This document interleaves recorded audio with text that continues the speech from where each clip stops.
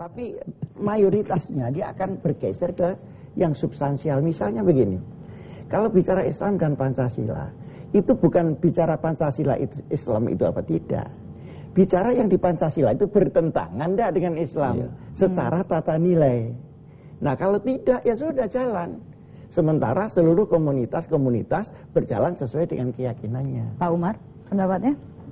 Persoalannya bukan pada kesalahan atau lemahnya kalangan Islam dalam memahami agamanya dan dalam melaksanakan. Tapi ada keinginan lain yang hendak memainkan atau tidak memberdayakan masyarakat untuk bangsanya sendiri. Pemerintah tidak peduli agama orang Islam ini mau rusak, mau apa itu nggak peduli. Itu persoalannya. Jadi pemerintah terus terang saja yang dipahami oleh kami pada saat itu, pemerintah ini mau enaknya aja, soal haji diurusin, soal zakat diurusin, soal kawin, talak, rujuk, nah itu urusan pemerintah. Kalau sekarang? Nah, sama masih.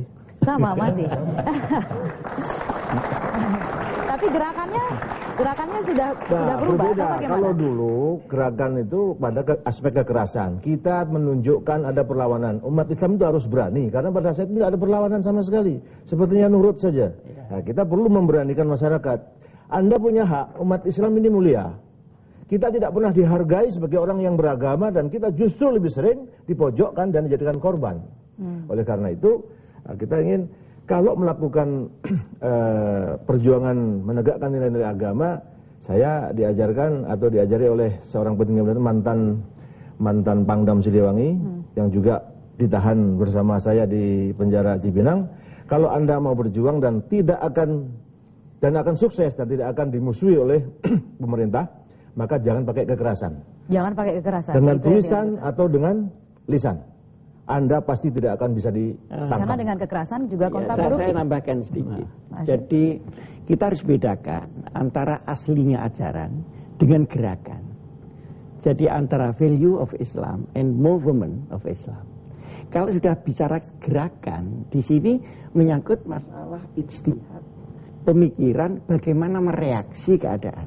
Nah, kalau sudah bicara mereaksi keadaan, itu bukan tekstual atau fundamental atau substansial, tapi sudah bagaimana seorang mengatur strategi untuk gerakan itu.